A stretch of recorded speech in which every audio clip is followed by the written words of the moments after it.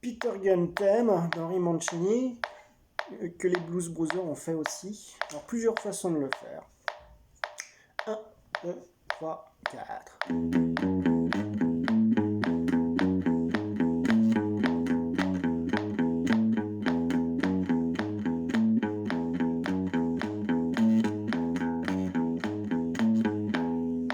Avec un petit slide. 1, 2, 3, 4.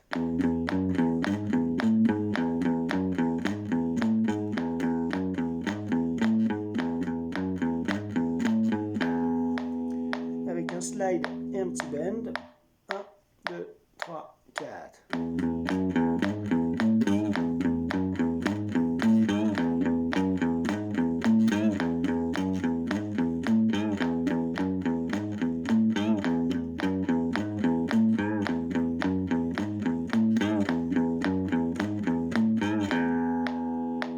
Avec une tierce mineure. 1, 2, 3, 4.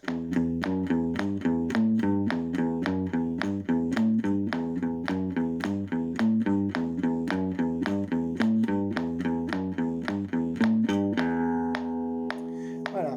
Donc ce cours, il s'adresse à plusieurs personnes au final, puisqu'il va s'adresser à...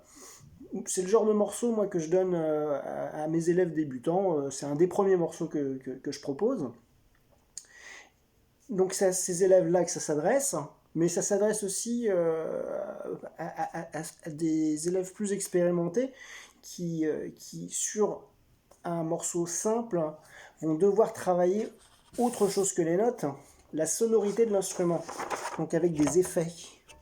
Donc, on va commencer par celui-là. Hop, j'enlève ça. Voilà, je rapproche. 0, 0, 2, 0, 4, avec un trait, avec un petit S, donc c'est un slide. Alors, on peut le faire sans slide aussi. 0, 2, 4. Donc pour les débutants, c'est sans slide. Donc je le montre. Donc si c'est votre premier ou un des premiers morceaux que vous jouez, faites-le comme ça. Donc O, 2, O, 4. Donc c'est premier doigt, 0, cinquième case avec le deuxième doigt, et je relève pour avoir le 4. O, alors je remonte un petit peu comme ça, on voit bien la tête du manche. O, 2, O, je décale. Voilà, et au niveau de la main droite, c'est que de l'aller, donc que découvert le bas.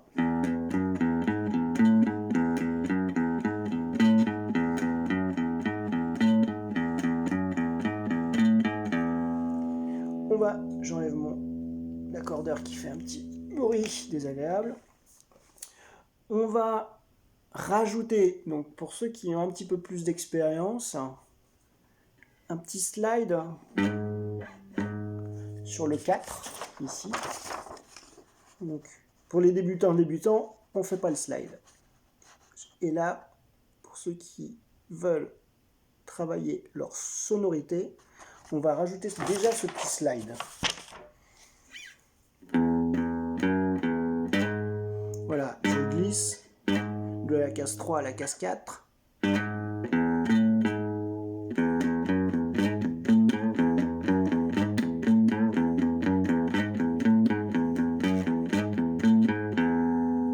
au niveau des doigts, ça ne change pas. Après, je peux, au niveau de la main droite, pour la sonorité, soit ne pas poser la tranche de main ici,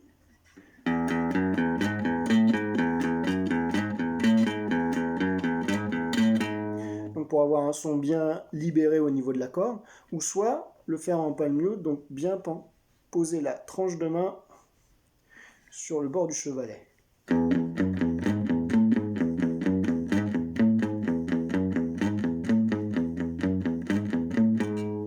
Voilà. On peut encore rajouter un petit effet ici. En fait, ces deux dernières notes là je les ai transformés en ça. Donc au lieu d'avoir 2-4, non c'est pas 2-4, c'est 5-4. À l'envers ça fait 2-4, mais à l'endroit ça fait 5-4. Par 3, 5-3. Lire à l'envers, c'est pas facile. Donc 5-3 avec par contre la flèche là qui dit on doit faire un bend et un demi-ton. Donc ça va rajouter encore un petit effet. Donc un demi-ton c'est une case. Donc quand je vais faire le bend sur ma troisième case, il va falloir que j'entende celle qui est à côté au niveau de la note.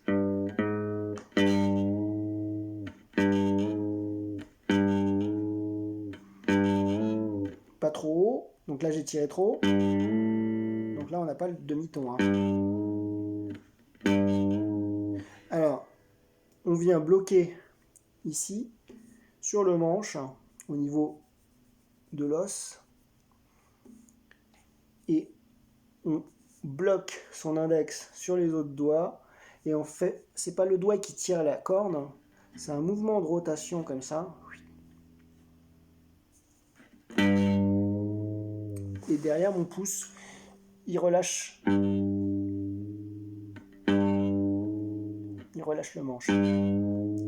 Et c'est petit mouvement comme ça. Et là, on doit le faire rapide, comme ça.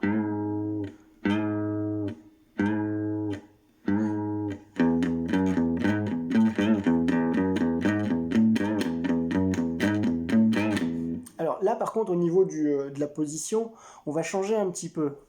On va faire au premier doigt, haut, et là, c'est plus le premier doigt qui glisse, c'est le deuxième doigt. Alors c'est le deuxième doigt parce que sinon ça nous fait faire un mouvement de main qui nous fera perdre notre efficacité. Donc le glisser se fait avec le deuxième doigt. Je pose le 4 et je fais mon petit bend.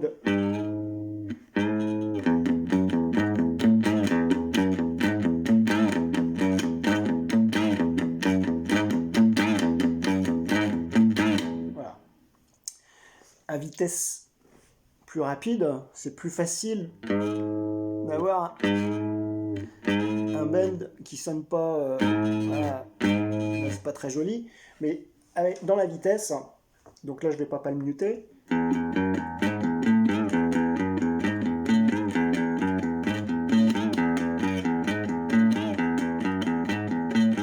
Voilà, c'est plus joli comme ça. En palmutant.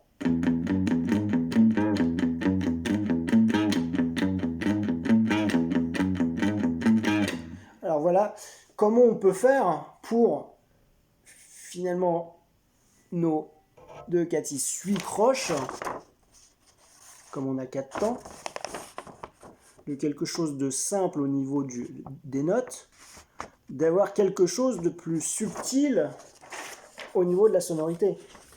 Ce qui fait que sur des choses simples, parfois, faut rajouter des petits effets pour que ça soit joli, pour qu'il y ait quelque chose de plus subtil, plutôt que de rester.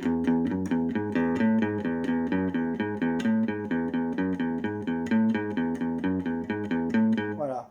Ça, c'est bien quand on débute, mais après, on va rajouter un petit cran supplémentaire, l'interprétation, donc avec les effets. Que ce soit la main droite qui palmiote ou pas, et que ce soit la main gauche avec des slides, des bends, et tout ça sur finalement que 8 notes.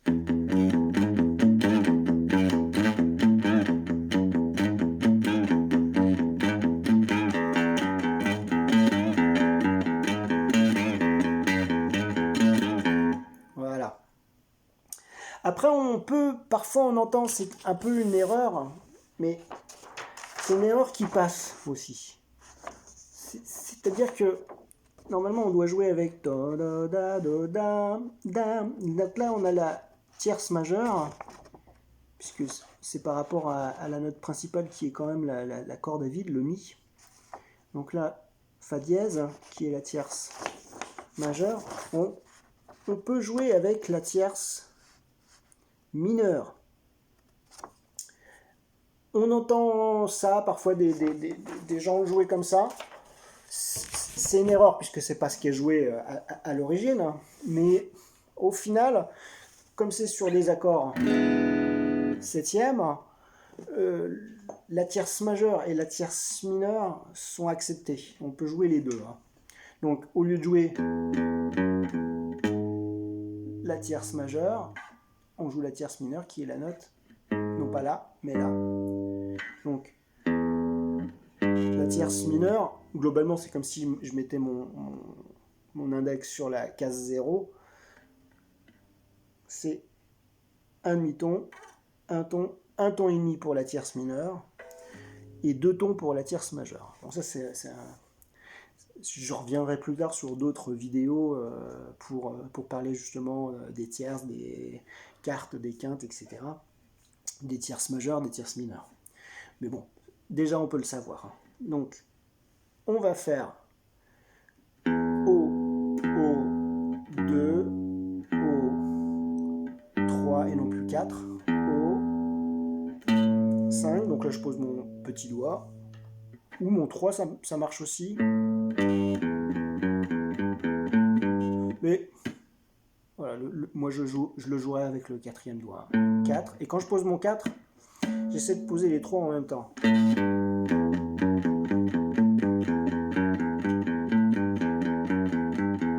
Et tout vers le bas au niveau du médiator. Donc ça c'est pareil, quand on débute à la guitare, si c'est dans les premiers morceaux qu'on joue, cette version est sympa aussi à jouer, parce qu'elle n'a pas d'effet et elle fonctionne aussi. Donc pour un débutant, soit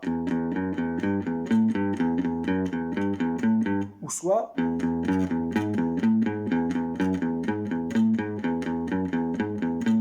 voilà, en sachant que les deux fonctionnent. Et si on fait une version un petit peu plus sophistiquée,